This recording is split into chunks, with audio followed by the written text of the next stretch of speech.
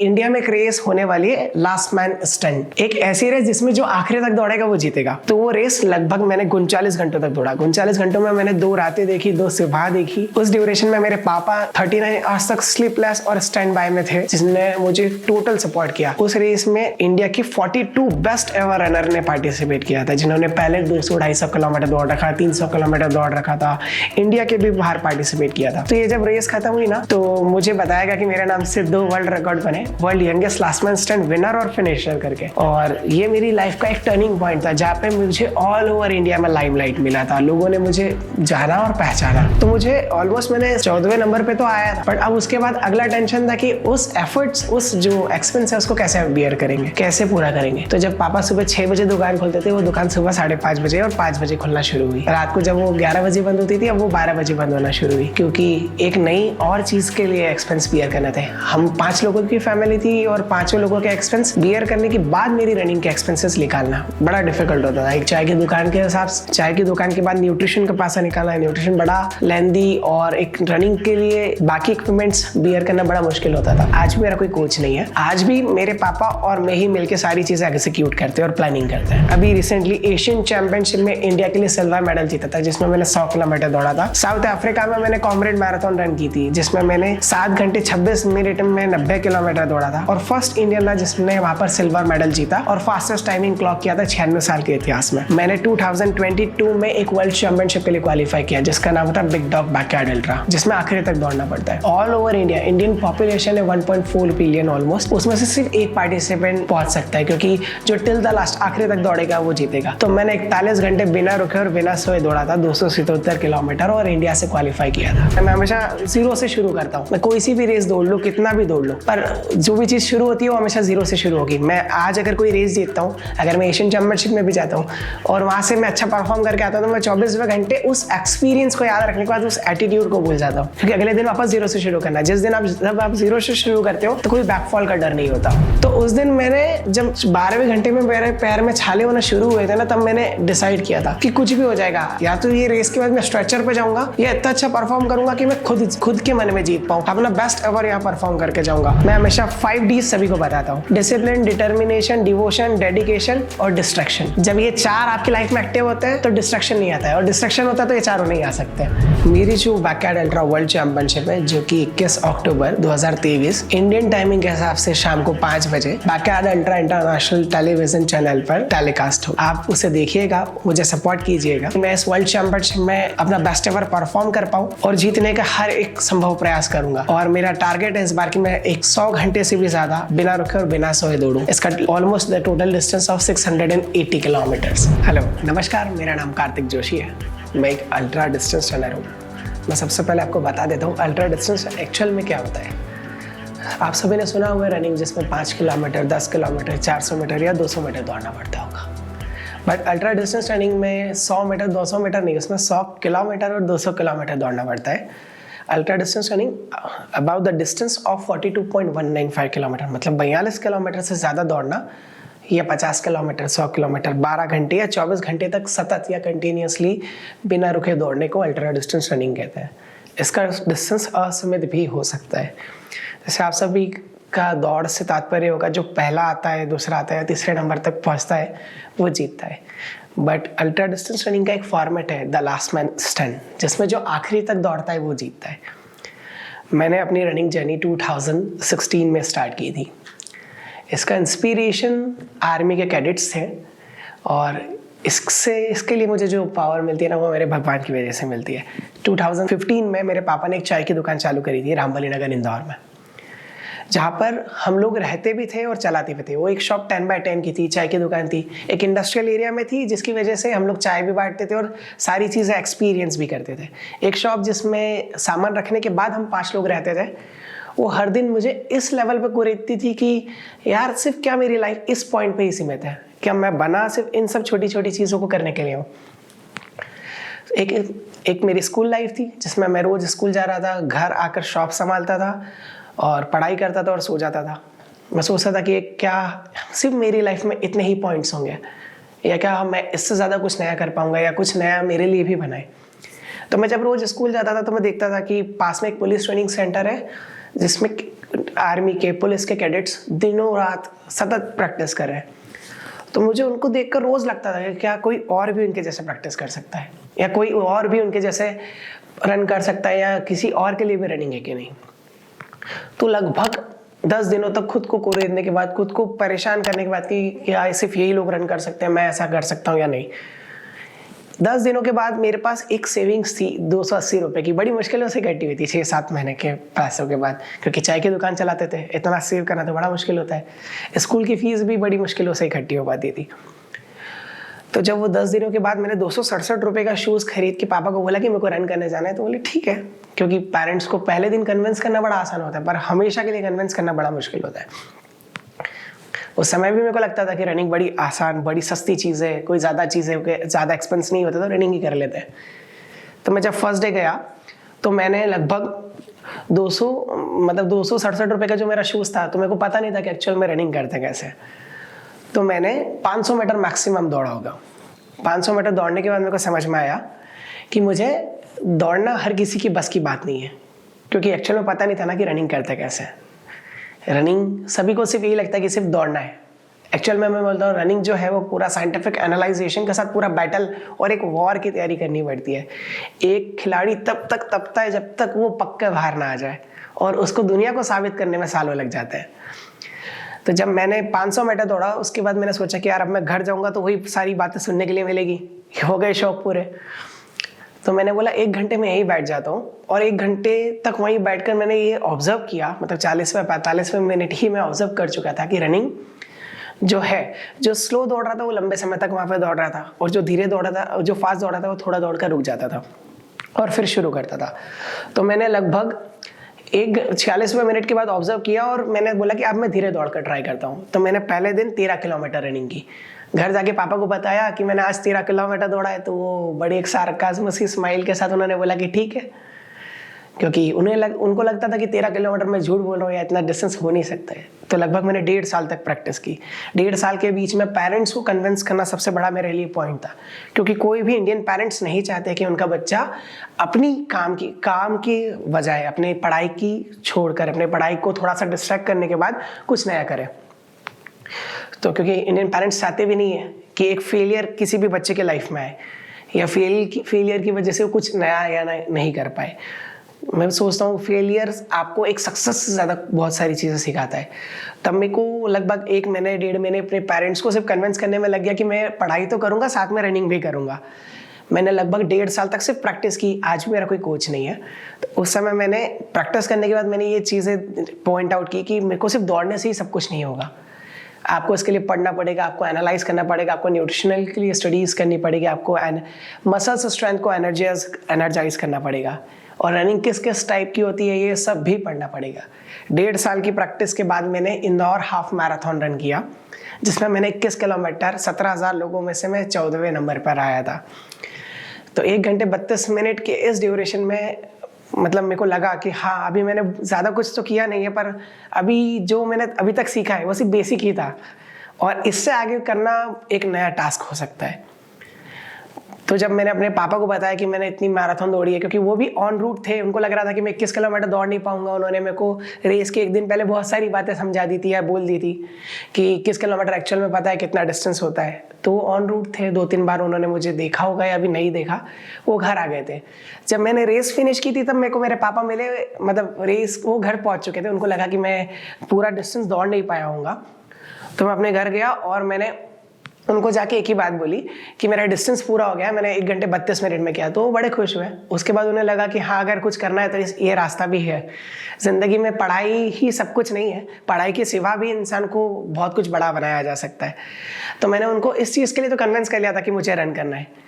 But अब मैं जो सोच रहा था, मैंने इसके पहले बताया था कि रनिंग सिर्फ रनिंग ही नहीं है, रनिंग के अलावा भी बहुत सारी चीज़ें होती है, और रनिंग कितने टाइप्स की होती है वो भी एक टास्क रहता है हर एक रनर के लिए। तो मैंने जब ऑब्जर्व किया कि रनिंग किस किस टाइप्स की है, तो मैंने सबसे पहले देखा कि अल्ट्रा डिस्टेंस रनिंग में बहुत सारे ऑप्शंस हैं, जिसमें ट्रेल रनिंग होती है, जिसमें पहाड़ों पर दौड़ना पड़ता है, स्नो, उसमें ठंड गर्मी सब कुछ इंक्लूड होती है। एक स्टेडियम रन होता है, इसमें स्टेडियम में घंटों तक दौड़ना पड़ता है। एक रोड रनिंग होती है। तो ऐसे कुछ फॉर्मेट्स मैंने चूज़ किए और देखे कि मुझे भागना सिर्फ अल्ट्रा रनिंग करनी है।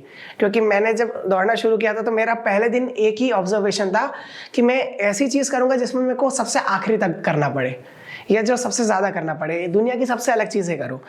अगर आपको दुनिया के एक ऐसे रास्ते पर चलना है जहाँ पर आपको लोगों को अलग दिखना हो, तो ऐसी चीज़ शुरू करो जो दुनिया में लोग सोच रहे हो पर समय से पहले।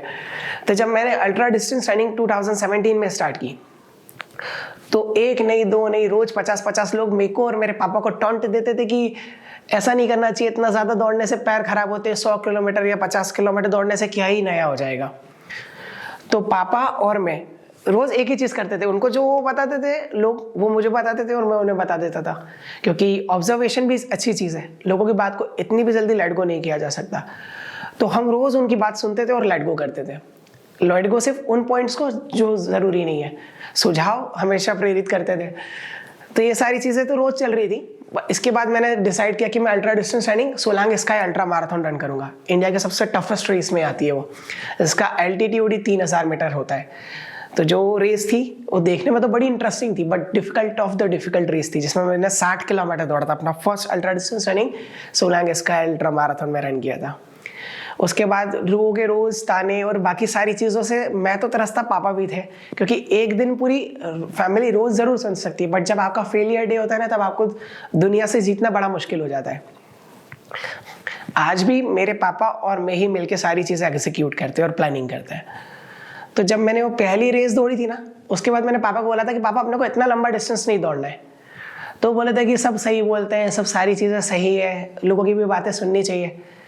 मैं दौड़ के तो घर आ गया था, पर घर आने के बाद मतलब उसी ड्यूरेशन में मेरे दिमाग में पूरी रात भर सिर्फ एक ही चीज़ चलती रही कि मैंने क्या सही और क्या गलत किया, कैसे दौड़ना था, कैसे नहीं दौड़ना था, और मेरे में अभी तक कमी क्या क्या थी। तो मैंने उस दिन डिसाइड किया था कि मैं अपने लाइफ में 0 नोटिफिकेशन जोन बनाऊंगा। क्योंकि आप सभी चीज़ों पर ध्यान देते हो पर खुद पे कभी नहीं देते हो। दुनिया में क्या चल रहा है वो तो हर किसी को पता होता है, पर खुद के साथ क्या चल रहा है और क्या होने वाला है वो कभी किसी को भी नहीं पता होता। तो मैंने डिसाइड किया था कि मैं 0 नोटिफिकेशन जोन बनाऊंगा। मैं पिछले 5 सालों से हर दिन सुबह 3 बजे उठता हूँ। अलार्म की ज़रूरत नहीं पड़ती है क्योंकि एक आदत हो गई है। 3 बजे उठने के बाद 15 मिनट का 0 नोटिफिकेशन जोन, उसमें कोई फ़ोन का डिस्टर्बेंस नहीं, कोई बाहर की आवाज़ नहीं और किसी का भी डिस्टर्बेंस नहीं होता। तो पहले 7 मिनट ये सोचना होता था कि मैंने कल क्या गलत किया, क्या सही किया और क्या नहीं करना चाहिए था। बचे अगले 8 मिनट में ये सोचता हूँ कि क्या करना है, क्या नहीं करना है और कौन से रास्ते पे करना है जो मुझे दुनिया से आगे ले जाएगा और जल्दी लेकर जाएगा। तो जिस दिन से मैंने ये सोचना शुरू करा था, उस दिन से मैंने अपना रास्ता भी बदला, सोचने के तरीके को बदला। क्योंकि मैं सोचता हूँ कि जितना आपको मैं सोचता हूँ कि हार आपकी ज़िंदगी में सबसे ज़्यादा ज़रूरी है। अगर मैं उस दिन मैं खुद के मेंटल स्ट्रेंथ से नहीं हारता तो मैं कुछ नया नहीं सोच पाता। तो मैंने उस दिन सोच लिया था कि मुझे है ना हर दिन खुद से हारना है, दुनिया से कॉम्पिटिट बिल्कुल नहीं करना है। मैं हमेशा 0 से शुरू करता हूँ। मैं कोई सी भी रेस दौड़ लूँ, कितना भी दौड़ लूँ, पर जो भी चीज़ शुरू होती है वो हमेशा 0 से शुरू होगी। मैं आज अगर कोई रेस जीतता हूँ, अगर मैं एशियन चैम्पियनशिप में भी जाता हूँ और वहाँ से मैं अच्छा परफॉर्म करके आता हूँ, तो मैं 24वें घंटे उस एक्सपीरियंस को याद रखने के बाद उस एटीट्यूड को भूल जाता हूँ। क्योंकि अगले दिन वापस 0 से शुरू करना है। जिस दिन जब आप 0 से शुरू करते हो तो कोई बैकफॉल का डर नहीं होता। मैं कहता हूँ जब आपके पास अभाव होते हैं ना, तो उसमें प्रभाव ढूंढना चाहिए। हर नेगेटिव सिचुएशन में पॉजिटिव ढूंढने का तरीका ढूंढ लेना चाहिए इंसान को। क्योंकि अभावों में जब प्रतिभाएं पलती है ना, तो उनको हराना बड़ा मुश्किल होता है, क्योंकि उनकी मेंटल स्ट्रेंथ उसी लेवल पे होती है। मैंने बताया था कि हम चाय की दुकान चलाते थे और उसी में रहते थे। तो ऐसा होता था ना कि जब हमें सोने के लिए कम समय मिलता था, जब आप चाय की दुकान चलाते हो तो चाय की दुकान भी सुबह 5 बजे खुलती है और रात को बंद भी लेट होती है। तो हम लोग जब चलाते थे ना, तो हमें सोने के लिए भी समय कम मिल जाता। बट जब मैं दौड़ने के लिए जाता था ना, तो मैं एक पॉइंट आउट करता था। पैसे इतने नहीं रहते थे, फैमिली स्पॉन्सर करती थी ना स्टार्टिंग में। किसी भी एथलीट की लाइफ में सबसे बड़ा पॉइंट होता है कि उसका न्यूट्रिशन, उसका एक्सपेंस, उसकी ट्रेनिंग कैसे एफर्ट होगी। तो जब वो चाय की दुकान चलाते थे, तो जब मैंने रनिंग शुरू की थी, तो जब मेरा पहला अचीवमेंट था, जब मैंने इंदौर हाफ मैराथन में रन किया था, तो मुझे ऑलमोस्ट मैंने 14वें नंबर पे तो आया था, बट अब उसके बाद अगला टेंशन था कि उस एफर्ट्स, उस जो एक्सपेंस है उसको कैसे बियर करेंगे, कैसे पूरा करेंगे। तो जब पापा सुबह 6 बजे दुकान खोलते थे, वो दुकान सुबह 5:30 बजे और 5 बजे खुलना शुरू हुई। रात को जब वो 11 बजे बंद होती थी, अब वो 12 बजे बंद होना शुरू हुई, क्योंकि एक नई और चीज़ के लिए एक्सपेंस बियर करने थे। हम 5 लोगों की फैमिली थी और 5 लोगों के एक्सपेंस बियर करने के बाद मेरी रनिंग के एक्सपेंसेस निकालना बड़ा डिफिकल्ट होता था। एक चाय की दुकान के हिसाब से, चाय की दुकान के बाद न्यूट्रिशन का पासा निकालना, न्यूट्रिशन बड़ा लेंदी, और एक रनिंग के लिए बाकी इक्विपमेंट्स बियर करना बड़ा मुश्किल होता था। तो जो मैं स्कूल जाता था उसके लिए किसी और ने पे आउट किया, मैं जो रनिंग करता था उसके लिए किसी और के, तो हमने बहुत ट्राई किया स्टार्टिंग में कि मुझे कोई स्पॉन्सर मिल सके। बट क्या होता है ना कि शुरुआत में कभी किसी का भी साथ किसी को नहीं मिलता है। जब हीरा खदान में होता है ना, तो उसकी बोलियां नहीं लगाई जाती है, उसको सिर्फ जब तक वो तराशा नहीं जाता ना, तब तक उसकी कोई बोली नहीं लगाता। बट जब हीरा तराश दिया जाता है ना, तो उसकी करोड़ों में बोली लगाई जाती है। जब तक वो खदान में, तब तक तो एक पत्थर ही है। तो 2019 तक मैंने अपने हर एक भरसक सतत प्रयास किए कि मैं अपना बेस्ट एवर परफॉर्म कर पाऊँ। फैमिली ने बहुत सपोर्ट किया। मैंने जो अपना फर्स्ट शूज़, जो सब ब्रांड का जो पहला शूज़ परचेज़ किया था, वो रिबॉक का शूज़ था। उसको हमने इंस्टॉलमेंट, क्रेडिट कार्ड से एक इंस्टॉलमेंट मिल गया था। एक फ्रेंड थे जिनका क्रेडिट कार्ड था, उससे हमने इंस्टॉलमेंट में वो शूज़ परचेज़ किया। तो वो शूज़ हमने 6 महीने की इंस्टॉलमेंट में पूरा किया। पहला शूज़ जब मैंने अपने पेरेंट्स से लिया था, तो वो पहला ही इंस्टॉलमेंट में था, क्योंकि इतने महंगे जूते आते वो भी स्टार्टिंग में नहीं पता था। मैंने बोला था रनिंग सबसे सस्ता गेम लगता है। अब सबसे बड़ी बात थी कि जो हमारे यहाँ पे जो रनिंग है, हमारे यहाँ पे जो इंदौर में जो कल्चर है, वो इतना डिफिकल्ट नहीं है, इतना प्रीटेंड नहीं है कि हाँ आप यहाँ पे रनिंग करोगे, यहाँ पे इतने सारे इवेंट्स होते हैं। तो मेरे को अल्ट्रा डिस्टेंस रनिंग और रेसेस भागने के लिए इंदौर के बाहर जाना पड़ता था। मैंने बोला था पापा चाय की दुकान चलाते, तो बड़ा मुश्किल होता था, तो मैं लोकल ट्रेन में ट्रैवल करता था। तो मैंने एक रेस मार्क की थी, बैंगलोर अल्ट्रा मैराथन। तो अब उस रेस को भागने के लिए मेरे को क्या पता था कि कोई जो भी ट्रेन बैंगलोर जाती है वो इतनी भरी हुई जाती है।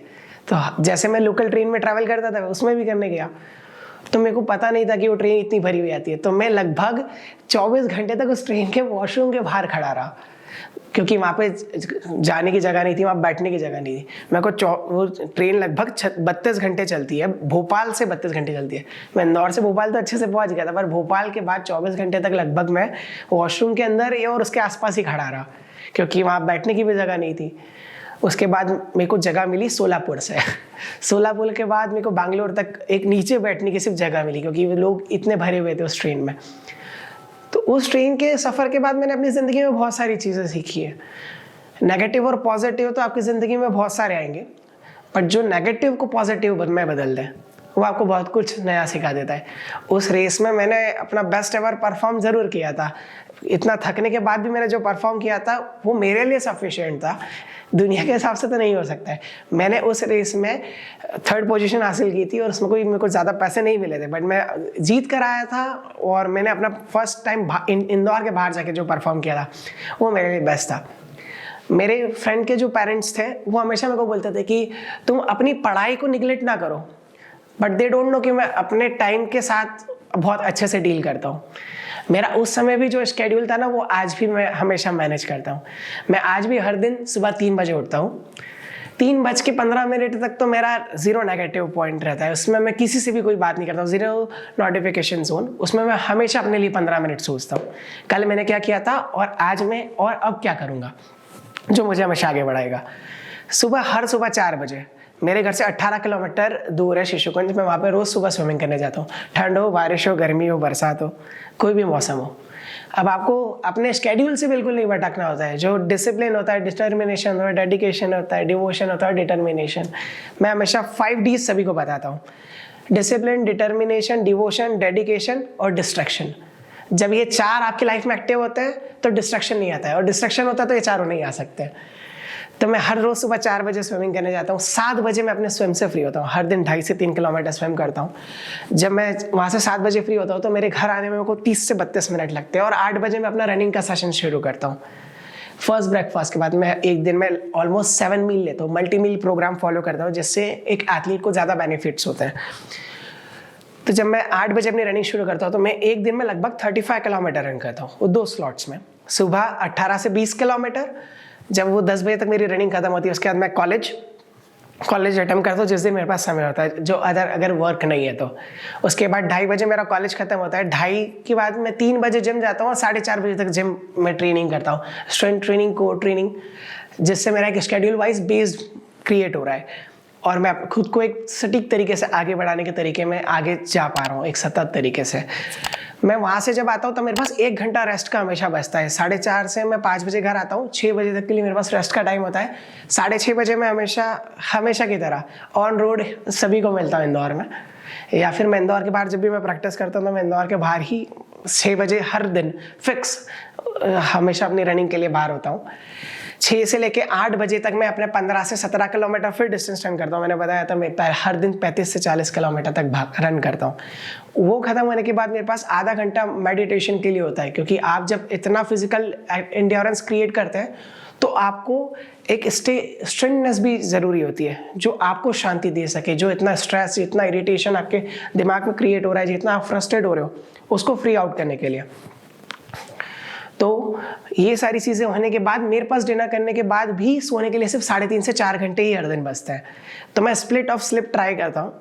मैं सभी को बताता हूँ कि हर दिन 8 घंटे सोना ज़रूरी है, पर मेरे पास हर दिन सोने के लिए सिर्फ 5.5 से 6 घंटा होता है, जिसमें पहले जब मेरे पास रात में समय होता है तो 11 बजे से लेकर 3 बजे तक सोने का समय, जिसमें 3.5 से 4 घंटे मिलते हैं। उसके बाद फिर सुबह स्प्लिट करके 2 बार, तो ऐसे सोता हूँ। मुझे इंसोम्निया है, तो जब मैंने 2019 में मार्क किया था कि मुझे इंसोम्निया है। इंसोम्निया में इंसान को नींद कम आती है। 2 टाइप की डिसीज़ होती है, इंसोम्निया एंड प्रिजोमा। प्रिजोमा में ज़्यादा नींद आती है, इंसोम्निया में कम नींद आती है। तो मैंने जब 2019 में मार्क किया कि मुझे इंसोम्निया है, तब उसको मार्क करने के कुछ 17 दिन बाद मेरे को पता चला था कि इंडिया में एक रेस होने वाली है, लास्ट मैन स्टैंड। एक ऐसी रेस जिसमें जो आखिरी तक दौड़ेगा वो जीतेगा।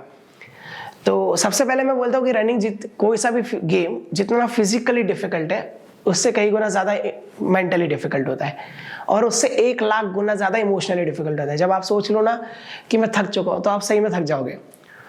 और जब आप सोच लो कि अब नहीं होगा, जब आपको इमोशनली फील होने लग जाए कि अब नहीं होगा, तो आपको कंधे पे भी कोई बैठा कर दौड़ाएगा तो आप नहीं दौड़ पाएंगे। तो मैंने उस समय देखा कि इसमें कोई डेफिनेट फिनिश लाइन नहीं है, कोई एक टेन्योर किसी को नहीं दिया जाएगा, या कोई डिस्टेंस किसी को नहीं बताया जाएगा कि आपको इतने घंटे तक दौड़ना है। जब तक सेकंड लास्ट ना रुक जाए और जब तक आप आखिरी ना बच जाओ, तब तक आपको दौड़ना है। तो 2019 में मैंने मार्क किया था। 2020 के दिसंबर में मेरी ये रेस थी। 20 के जनवरी 20 में ये रेस थी, 2020 में। तो मैंने इसको मार्क तो ज़रूर किया, बट मैंने देखा मुझे इंसोम्निया है, इंसोम्निया में नींद कम आती है, तो अब मैं इसका कैसे बेनिफिट ले सकता हूँ। तो मैंने देखा कि जिनको इंसोम्निया होता है वो 5 मिनट सोकर भी पूरा दिन एनर्जेटिक होकर सर्वाइव कर सकते हैं। बट उसमें भी एक नेगेटिव सिचुएशन है, आपका न्यूट्रिशन बहुत बेस्ड आउट होना चाहिए। तो मैं एक बार 2020 वापस 2019 में चलते हैं। 2019 में मैंने बताया था कि जब पापा चाय की दुकान चलाते तो बाहर जाना बड़ा एक्सपेंसिव चीज़ होती है। किसी भी चीज़ के लिए बाहर जाके अगर 2-3 दिन भी रुकना हो तो खूब बहुत पैसों की ज़रूरत होती है। तो मैंने पापा को कन्विंस तो किया था एक रेस के लिए, बट छोटे भाई की तबीयत खराब थी तो शायद ज़्यादा पैसे वहाँ स्पेंड हो गए, तो मैं एक रेस में नहीं जा पाया था। वो वागेमॉन अल्ट्रा केरला में होती है। तो मैंने जब पापा को कन्विंस तो किया था, बट नहीं हो पाया। किसी और ने भी सपोर्ट किया, बट जाने का मन नहीं था, क्योंकि आप एक बार दिल से जब हार जाओ ना, दिल से दिमाग से, तब जीती रेस भी आप हार जाते हो। वो कहते हैं ना कि रण भूमि से पहले मन भूमि में युद्ध होता है, तो वैसी ही एग्जैक्टली चीज़ें मेरे साथ थी। तो मैं जब वो रेस दौड़ने नहीं जा पाया तो बहुत ज़्यादा डिमोटिवेटेड था, बहुत ज़्यादा परेशान था। तो मैंने देखा था कि इंदौर में पाथ इंडिया लिमिटेड नाम से एक कंपनी है जो एथलीट्स को स्पॉन्सर करती है। वो है तो कंस्ट्रक्शन कंपनी, बट स्पोर्ट्स को भी उतना ही सपोर्ट करती है। तो एक रेस में मुझे वहाँ के है ना एक HR मैनेजर अरुण चौधरी करके, वो मेरे को मिले। उन्होंने मेरे को बताया कि हाँ हम सपोर्ट तो करते हैं, बट उसमें भी क्राइटेरिया है। तो मैंने बोला भैया मैंने अभी तक बहुत सारी रेसेस दौड़ी है, मैंने बहुत ज़्यादा डिस्टेंस दौड़ा है, मैंने इंदौर से भोपाल भी दौड़ा है। तो जब मैंने उनको बताया कि मैंने इंदौर से भोपाल दौड़ा है, तो उनके लिए शॉक्ड था बिल्कुल कि कोई ऐसा कैसे दौड़ सकता है। तो मैंने बताया मैंने 27 घंटों में दौड़ा है। तो ये कुछ अचीवमेंट उस समय मेरे पास थे। तो उन्होंने बोला जिस दिन मैं तुम्हें फ़ोन लगाऊंगा ना, तो आना, मैं अपनी कंपनी के डायरेक्टर से मिलाऊंगा जो लोगों को स्पॉन्सर करते हैं। तो लगभग 15-20 दिन निकले। तो मुझे लगा कि वो भी नहीं बोलेंगे जैसे दूसरे लोग बोलते कि हम आपको सपोर्ट करेंगे, वो भी बोलकर निकल जाएंगे। तो लगभग 16वें-17वें दिन भैया का कॉल आया कि तुम अपने डॉक्यूमेंट्स, रिजल्ट्स और अगर न्यूज़ कटिंग्स तुम्हारे पास कुछ हो तो तुम ज़रूर लेकर आना। तो मैं लेकर गया। उन्होंने मुझे डायरेक्टर से मिलाया। तो उन्होंने बोला कि क्या चाहते हो तुम, क्या करते हो? तो मैंने बताया कि सर मैंने इसके पहले 200 किलोमीटर लगभग दौड़ा है और मुझे स्पॉन्सरशिप की ज़रूरत है क्योंकि मेरे पापा एक चाय की दुकान चलाते हैं और हम लोग इसे अफोर्ड नहीं कर सकते। तो उन्होंने बोला कि 200 किलोमीटर कितना होता है तुम्हें पता है, और तुम किससे बात कर रहे हो ये पता है तुमको? मतलब तुम ऐसी मजाक हर किसी के साथ नहीं करना चाहिए। तो मैंने बताया कि नहीं सर मेरे पास सर्टिफिकेट्स है, न्यूज़ कटिंग्स है। मैंने उनको जब सारी चीज़ें शो करी तो उन्होंने मेरे को बोला कि हम तुम्हें सपोर्ट करेंगे। तब जो कंपनी के ईडी थे वो उस समय उस चेयर पे थे, तो उन्होंने मुझे हाँ तो बोल दिया। बट उनके जो बड़े भाई पुनीत अग्रवाल सर जो थे, उनको जब उन्होंने ये बात बताई तो उन्होंने मुझे वापस बुलाया। मैं आधे ही रास्ते आ चुका था मऊ से इंदौर। उन्होंने वापस बुलाया कि हम मिलना चाहते हैं कि एग्जैक्टली 200 किलोमीटर कोई कैसे दौड़ सकता है, पूछना है, बस एक्सपीरियंस जानना है। तो जब मैंने उन्हें बताया तो उन्होंने बोला कि तुम वर्ल्ड में कहीं पर भी कोई सी भी रेस दौड़ना चाहोगे तो हम तुम्हें ज़रूर सपोर्ट करेंगे। तब से मेरी ज़िंदगी का रास्ता बिल्कुल बदल चुका था। जो जूते हम सोच भी नहीं सकते थे, आज वो जूते मेरे ऑन रिक्स है। मेरे पास पूरे 250 से ज़्यादा मेडल्स और ट्रॉफीज़ हैं। मैंने 100 से भी ज़्यादा इवेंटों में पार्टिसिपेट किया। एक स्पॉन्सर मिलना मेरी ज़िंदगी का वो टर्निंग पॉइंट था जो मैंने सोचा भी नहीं था। मैंने उसके बाद से जब अपनी रनिंग ट्रेनिंग शेड्यूल्ड की, रेसेस शेड्यूल की, वो उस मोटिवेशन के साथ थी जहाँ मैं जीत और हार को परे रखकर खुद का बेस्ट परफॉर्म करने के लिए आगे बढ़ रहा था हर दिन। मैं आज भी बोलता हूँ जीत और हार तो दूसरा मोटिव है, मेरा मोटिव हमेशा होता है कि खुद को पराजित करना, खुद ने जो बेस्ट किया उसका बेस्ट एवर परफॉर्म करना। 2020 में मैंने जब first time last man stand format में पार्टिसिपेट किया था, तब मेरे को लगता था कि, तब सभी को लगता था क्योंकि मैं सबसे छोटा था, उस समय मैं 18 साल का था और वर्ल्ड की सबसे कम एज में उस इवेंट में मैंने पार्टिसिपेट किया था। तो जब रेस स्टार्ट हुई थी तो मेरे से बड़े एथलीट, इंडिया के बड़े से बड़े एथलीट से मैं उस समय फेस आउट कर रहा था। विनय शाह, प्रणया मोहंती, सुनील सर, इन सभी को मैं पहली बार देख रहा था जिन्हें मैं हमेशा टीवी में या न्यूज़ कटिंग्स में देखता था। तो जब हम लोग सब साथ में दौड़े थे ना, तो मेरे पास जो सपोर्ट था वो सिर्फ मेरे पापा थे, जो मुझे कुछ पानी खाने के लिए, पीने के लिए दे रहे थे। और उन्हें तक था कि हमें टिल द लास्ट तक दौड़ना है। इतने पैसे भी नहीं होते थे और उतना एक्सपीरियंस नहीं था कि आपको कैसे करना है। मैंने जनवरी 2020 में एक ऐसी रेस में पार्टिसिपेट किया जिसकी कोई डेफिनेट फिनिश लाइन नहीं थी। कोई भी हम में से कोई भी नॉर्मल इंसान कोई भी काम करेगा तो उसको पता होता है उसे या तो कितने घंटे काम करना है या कितना काम करना है, या कोई एथलीट दौड़ेगा तो उसे पता होता है उसे कितने किलोमीटर दौड़ना है, कितने घंटे या कितने मिनट दौड़ना है। बट ये एक ऐसी रेस थी जिसमें कोई डेफिनेट फिनिश लाइन नहीं है। जब तक सेकंड लास्ट पर्सन ना रुक जाए, जैसे हम 100 लोग दौड़े तो 99 लोग रुकने के बाद जब एक इंसान आखिरी तक दौड़ता रहेगा वो जीतेगा। तो जब 2020 में रेस स्टार्ट हुई तो मैं वर्ल्ड का सबसे छोटा रनर था, और मतलब जिसकी उम्र 18 साल हो और वो वर्ल्ड के टॉप बेस्ट रनर, इंडिया के टॉप बेस्ट रनर के साथ कॉम्पिटिट करेगा तो उससे कौन ही सीरियस लेगा। तो जब वो रेस स्टार्ट हुई सुबह 7 बजे, तो मैं बिल्कुल एक ऐसे माइंडसेट के साथ दौड़ रहा था कि मुझे सिर्फ दौड़ना है, मुझे ना किसी से जीतना है ना किसी से कॉम्पिटिट करना है। तो मैंने टारगेट किया था कि ये रेस अगर 30-40 घंटे भी चलती है तो मैं आराम से दौड़ूंगा। और मेरी एक बुरी आदत है, मैं जब तक अपना पर्सनल बेस्ट परफॉर्म नहीं करता तब तक मैं अपना एफर्ट्स लगाता हूँ, और जब मैं अपना बेस्ट एवर परफॉर्म कर चुका होता हूँ ना, तब मेरे दिमाग में सिर्फ एक चीज़ रहती है, या तो स्ट्रेचर या विक्ट्री, क्योंकि आप अपना सर्वस्व दे चुके होते हो। इससे ज़्यादा क्या ही कर सकता है। तो वो रेस लगभग मैंने 39 घंटों तक दौड़ा। 39 घंटों में मैंने 2 रातें देखी, 2 सुबह देखी। उस ड्यूरेशन में मेरे पापा 39 आवर्स तक स्लीपलेस और स्टैंड बाय में थे, जिसने मुझे टोटल सपोर्ट किया। उस रेस में इंडिया की 42 बेस्ट एवर रनर ने पार्टिसिपेट किया था, जिन्होंने पहले 200-250 किलोमीटर दौड़ रखा, 300 किलोमीटर दौड़ रखा था, इंडिया के भी बाहर पार्टिसिपेट किया था। तो ये जब रेस खत्म हुई ना, तो मुझे बताया गया कि मेरे नाम से 2 वर्ल्ड रिकॉर्ड बने, world youngest last man stand winner और फिनिशर करके। और ये मेरी लाइफ का एक टर्निंग पॉइंट था जहाँ पे मुझे ऑल ओवर इंडिया में लाइमलाइट मिला था, लोगों ने मुझे जाना और पहचाना। और एक मैंने बताया था कि जब आपको लोग एक लाइन आउट करते हैं, जब आपको लोग इग्नोर करते, जब आपको लोग बताते कि आप सही रास्ते पर नहीं हो, जब आपको लोग टोच रहे होते कि ये इतना नहीं दौड़ा जा सकता है, तब मैंने लोगों को बताया था। जब अपने पर मैं बोलता हूँ कि जब इंडिया की पॉपुलेशन 1.4 बिलियन है, तो उनको बोलकर जवाब ना देते हो, आप काम कर कर जवाब दे सकते हो, क्योंकि आप 1.4 बिलियन लोगों से नहीं बोल सकते पर्सनली जाकर सारी चीज़ें।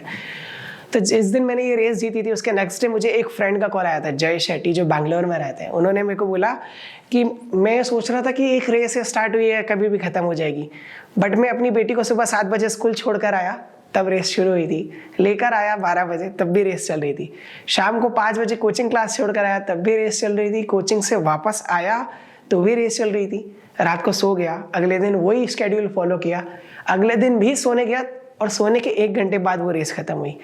तो ऑलमोस्ट 2 रातों तक तुम्हें नींद नहीं आई। तो मैंने उनको बताया था कि मैंने 2019 में इनसोम्निया मार्कआउट किया था, जिससे मुझे बिल्कुल नींद नहीं आती, और नींद आती भी है तो मेरे लिए 10 मिनट बहुत होते हैं कि मैं अगर 10 मिनट सो जाऊँ तो मेरा वापस स्लिप बैक प्रिपेयर हो जाता है। जब मुझे स्पॉन्सर्स मिले थे ना, तब मेरे को लगा था कि अपनी ज़िंदगी में बहुत सारी चीज़ें बदलेगी। जो मैं जूता नहीं खरीद पाता था, जो फाइनेंस की वजह से हम लोग सब परेशान होते थे, वो धीरे धीरे सुधरने लगा। लोगों के बीच में आपकी इमेज एक आस करके, मैं बोलता हूँ कि जब हमारे पास कोई सिचुएशंस नहीं थी, जो खरीदने के लिए साधन नहीं थे, तो लोगों से मांग कर वो चीज़ें पूरी करनी पड़ती थी। तो मैं सोचता हूँ कि अपनी ज़रूरतों के लिए और किसी अच्छे कार्य को करने के लिए मांगना को मांग नहीं कहते, वैसे आस्किंग भी नहीं कह सकते। तो मैंने इंदौर में बहुत सारे लोगों से सपोर्ट मांगा, कुछ लोग करते थे और कुछ लोग बोलकर से पीछे हट जाते थे, बट जब मुझे स्पॉन्सर्स मिले तो उन्होंने मुझे बहुत सपोर्ट किया। आज मैं जहाँ पर भी खड़ा हूँ उन्हीं की वजह से खड़ा हूँ। आज मेरे पास 83 पेयर ऑफ शूज़ है। हर एक पेयर ऑफ शूज़ की अगर एवरेज कॉस्टिंग भी निकालें तो 20,000 होती है। मैंने अपने घर की पूरी वॉल पर वो शूज़ को डिस्प्ले किया हुआ है, और हर एक जूते पे उसकी कहानी लिखी हुई है कि मैंने उस जूते के साथ कितना डिस्टेंस रन किया, कब खरीदा था, कब रिटायर किया, कितना डिस्टेंस रन किया, और उसके साथ क्या है, पॉजिटिव और नेगेटिव। मेरे पास 250 से भी ज़्यादा मेडल्स और ट्रॉफीज़ हैं। 2019 के बाद से मेरा जो रनिंग विनिंग रेशो था वो 90% से भी ज़्यादा रहा। मैंने 2 बार साउथ अफ्रीका में कॉमरेड मैराथन रन की। जो बच्चा 2022 तक किसी इंटरनेशनल के डोमेस्टिक फ्लाइट में भी नहीं बैठा था, जो उसके पहले हर एक ट्रेन के नॉर्मल से नॉर्मल स्लीपर क्लास में भी ट्रैवल बड़ी मुश्किल से कर पाता था, वो उस समय फ्लाइट में था, वो मेरे स्पॉन्सर्स की वजह से। और मैं मानता हूँ कि इस पूरी जर्नी में जो मेरा सबसे बड़ा सारथी थे वो मेरे पापा थे और मेरी फैमिली थी। मैं मानता हूँ कि एक बैकबोन होती है फैमिली। इंसान पूरी दुनिया से लड़ सकता है, पर अगर उसके साथ उसका परिवार है तो वो किसी को भी पराजित कर सकता है। मेरी सोच और मेरी शक्ति का आधार हमेशा भारतीय नीतियाँ रही है। जैसे कि महाराणा प्रताप को आप देख लीजिए, वो शुद्ध शाकाहारी थे। लोग बोलते हैं कि किसी भी स्पोर्ट्समैन को नॉनवेज खाना बहुत ज़रूरी होता है, उसकी मसल स्ट्रेंथ के लिए बहुत ज़रूरी होता है, पर मैं किसी भी स्कूल या कॉलेजेस में जाता हूँ तो मेरा बोलने का आधार सिर्फ एक होता है कि महाराणा प्रताप और शिवाजी का ही मैं उन्हें एग्जाम्पल देता हूँ कि भले ही वो प्योर वेजिटेरियन थे, बट महाराणा प्रताप का जो भाला था वो खुद 80 किलो का था और 200 मीटर तक वो फेंक देते थे।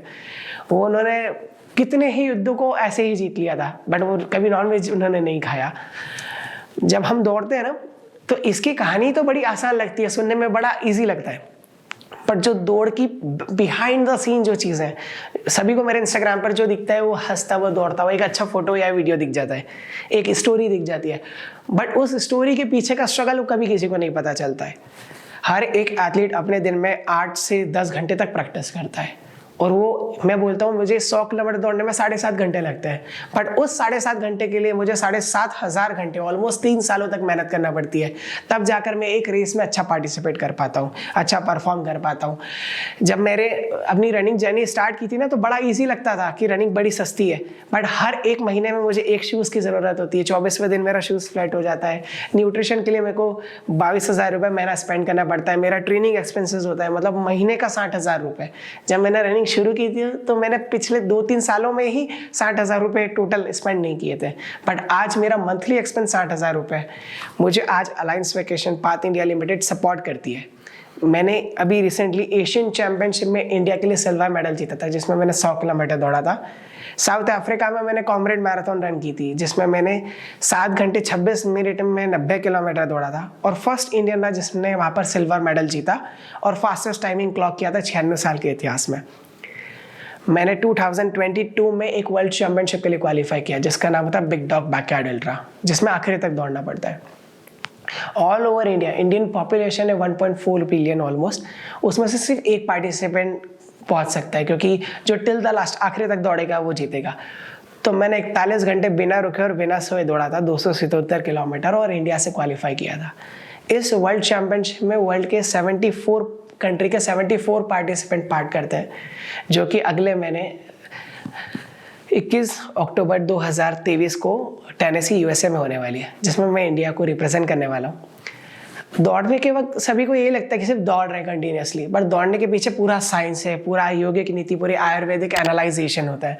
जब हम दौड़ते हैं तो हर चौथे घंटे में आपका पैर इतना गर्म हो जाता है जिससे आपके पैरों के नीचे की स्किन निकल जाती है, आपके नाखून निकल जाता है। आपको दौड़ते वक्त हर एक वो इरिटेशन, हर एक वो चीज़ की ऐसी ज़रूरत और ऐसी चीज़ें याद आती है जो सालों से नहीं हुई। मैं बोलता हूँ रनिंग सबसे बोरिंग गेम है, रनिंग, स्विमिंग और साइकिलिंग, क्योंकि इसमें कोई इंटरटेनमेंट नहीं होता है, कोई आपको चीयर नहीं कर रहा होता है पूरे रास्ते भर। जब हम घंटों तक दौड़ते हैं ना पहाड़ों पर, जंगलों में, मैंने एक ऐसी रेस दौड़ी जिसमें 7000 मीटर का एलिवेशन था, सोलांग स्काई अल्ट्रा। उसमें आपको रात में भी जंगल में दौड़ना है और पहाड़ों पर दौड़ना है। उसमें वहाँ पे वाइल्ड ट्रैफिक बहुत ज़्यादा होता है और रात में आप बर्फ़ तक पहुँच जाते हो, जिसमें माइनस टेम्परेचर भी हो जाता है, 18 डिग्री सेल्सियस, -18 डिग्री सेल्सियस तक पहुँच जाता है। तो जब मैंने उस रेस में पार्टिसिपेट किया तो मुझे बताया गया था कि इसमें आपको हर 10वें सेकेंड में विसिल बजानी है, क्योंकि यहाँ पे हिमालय में सफ़ेद बियर, वाइट बियर का बहुत टेंशन रहता है। तो ये जब रेस में दौड़ा था तो मेरे को बाद में बताया गया कि जो एक ब्रिज आएगा, ब्रिटिश ब्रिज, उसमें बिल्कुल नीचे आप देखोगे तो आपको 3000 मीटर नीचे खाई दिखेगी, आप उसको क्रॉस कर रहे हो।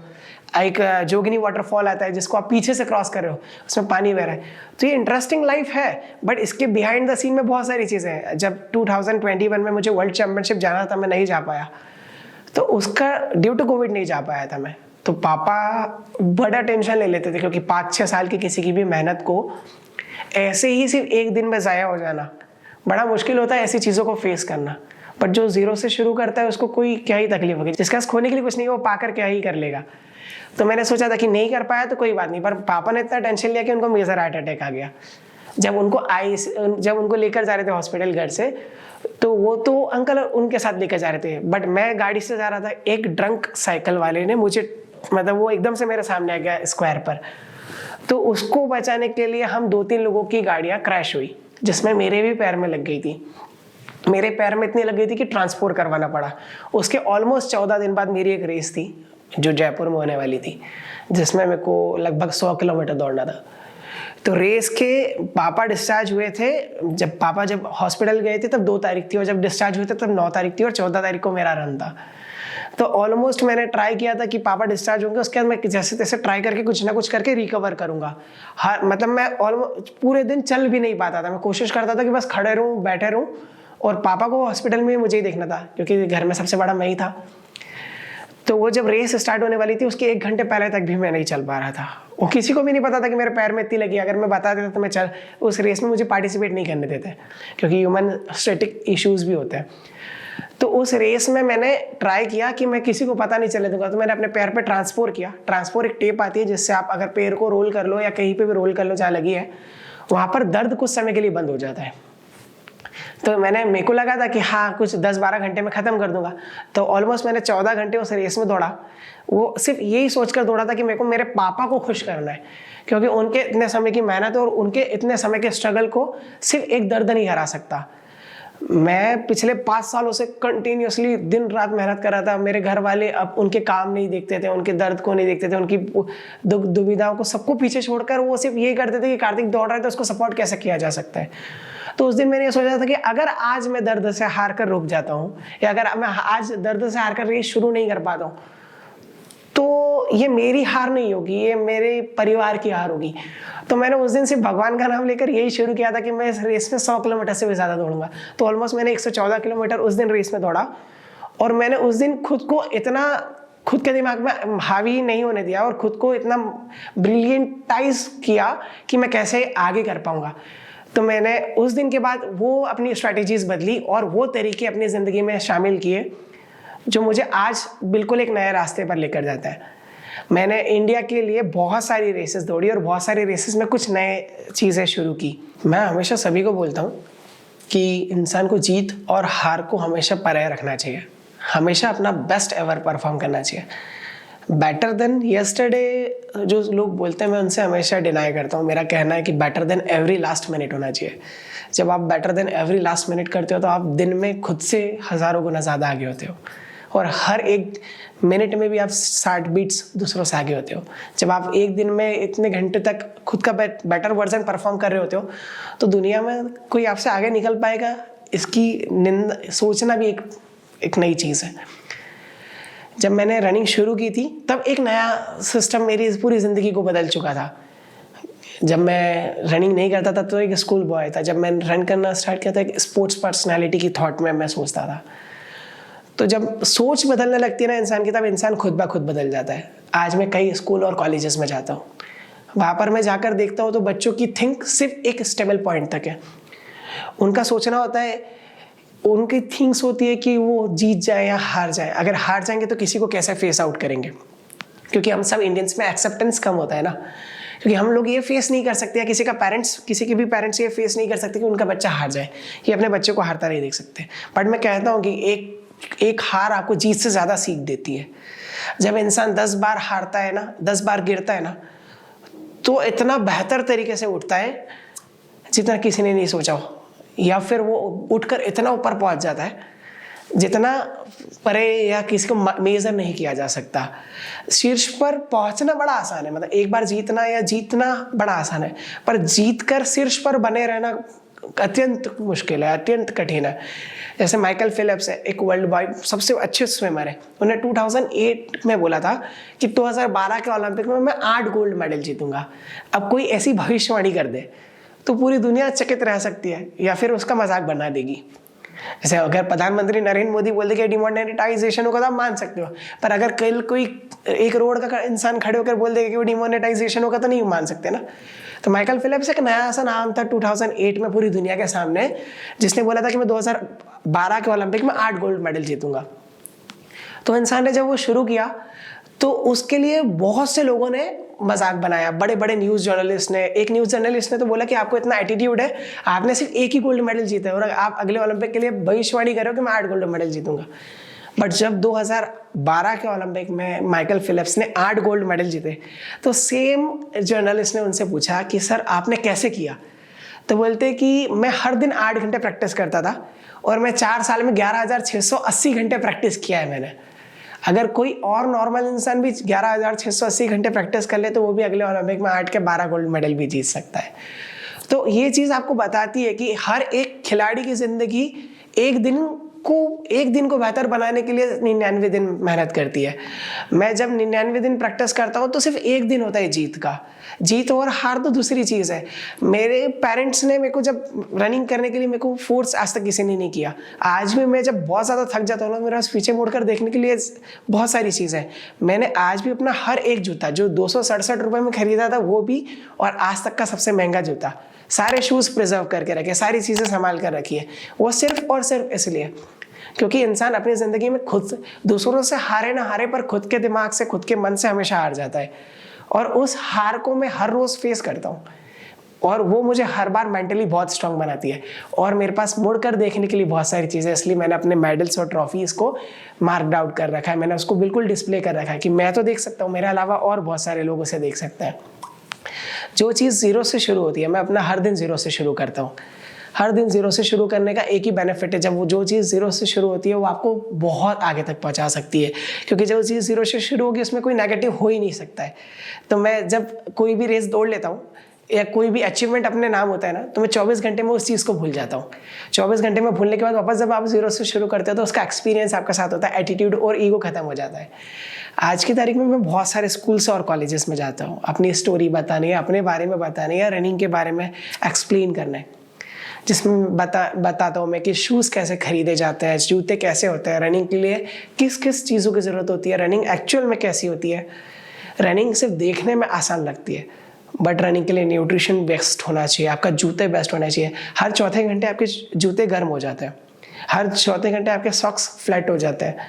तो जब आप दौड़ रहे होते हो ना, तो आपको हर एक मिनट प्रिजर्व करना होता है, हर एक सेकंड आपकी ज़िंदगी का ज़रूरी होता है। बट उस एक सेकंड या एक मिनट को बचाने के लिए हम घंटों से उसी जूतों में दौड़ते हैं, और उस जूते में दौड़ने के बाद क्या होता है ना कि आपके पैर गर्म हो जाते हैं और पैर के नीचे की स्किन निकल जाती है।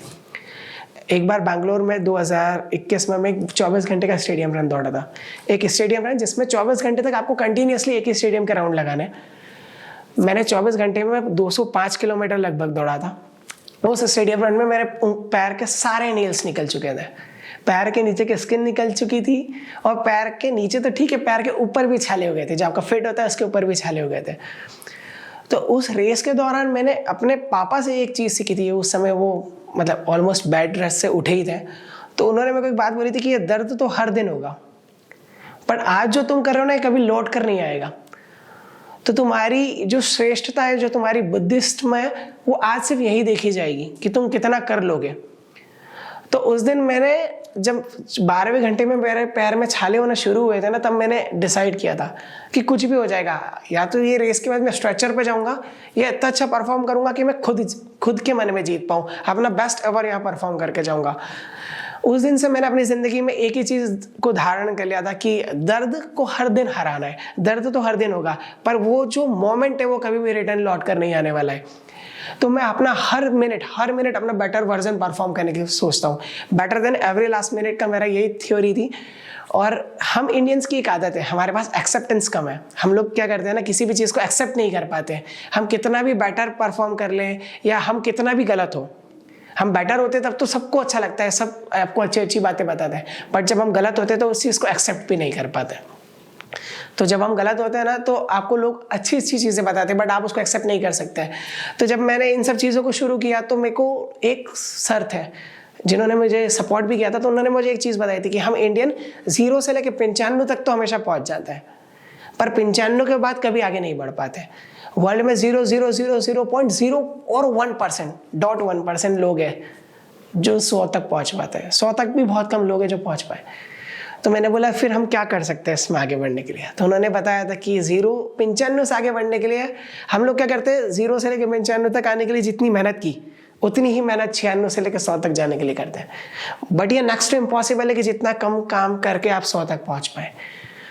तो इसका सॉल्यूशन उन्होंने मुझे बताया कि आप 95% तक पहुंचने के लिए आपने जितनी मेहनत की उसका मल्टीप्लाई बाय 2, मतलब 95 का मल्टीप्लाई बाय 2 190% आप जब मेहनत करोगे तो आप 96 पर पहुंच पाओगे। और 96% तक पहुंचने के लिए जितनी मेहनत की उसका मल्टीप्लाई बाय 2 जब होगा तब आप 97 पर पहुंच पाओगे। ऐसे ही करके जब आप 100% पर पहुंच सकते हो, जब तक आप हर बार का डबल या फोर्थ मल्टीप्लाई ना कर लो। उस दिन से मैंने अपनी ट्रेनिंग शेड्यूल को 8 की जगह 11 घंटे कर दिया। मैं हर दिन में 5 घंटे सो पाता हूँ और 11 घंटे लगभग ट्रेनिंग करता हूँ।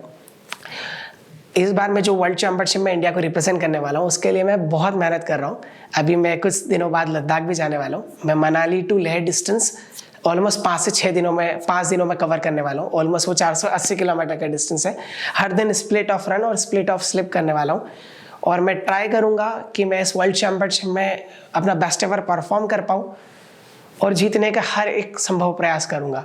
और मेरा टारगेट है इस बार कि मैं 100 घंटे से भी ज़्यादा बिना रुके और बिना सोए दौड़ूँ। इसका almost the total distance of 680 kilometres.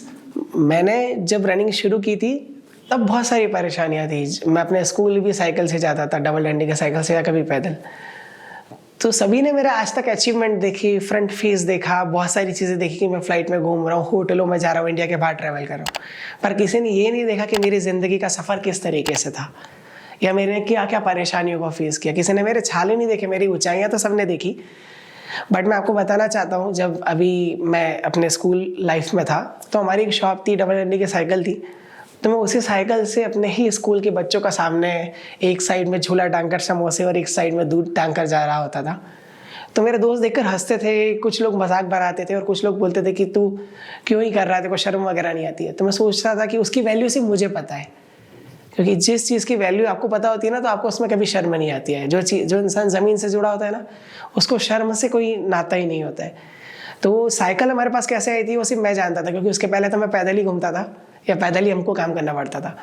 तो मेरे को उस समय कोई शर्म नहीं आती थी। बट मैंने एक दिन अपने दोस्त को ज़रूर बोला था कि जिस दिन मैं अपनी ज़िंदगी के कंफर्ट जोन में हूँगा ना, तब उस दिन तुम हर एक क्षण काम कर रहे होंगे पैसे कमाने के लिए।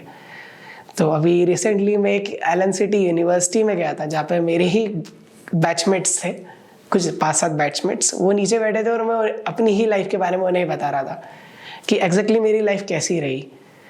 जब हम दौड़ते हैं तो कैसे छाले हो जाते हैं। आप तो हंसता हुआ एक चेहरा देख रहे हो, आप जो मेडल देख रहे हो उस मेडल को कमाने के लिए 6 सालों से मेहनत कर रहा हूँ मैं।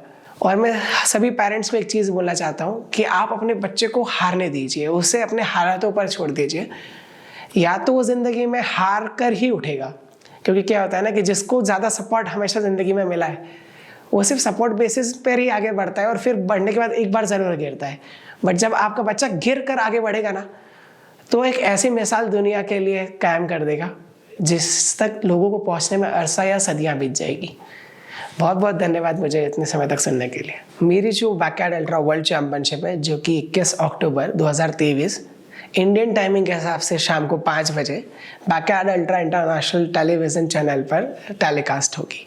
आप उसे देखिएगा, मुझे सपोर्ट कीजिएगा। मेरा नाम कार्तिक है, मैं आप सभी से विदा लेता हूँ और सपोर्ट कीजिएगा। धन्यवाद।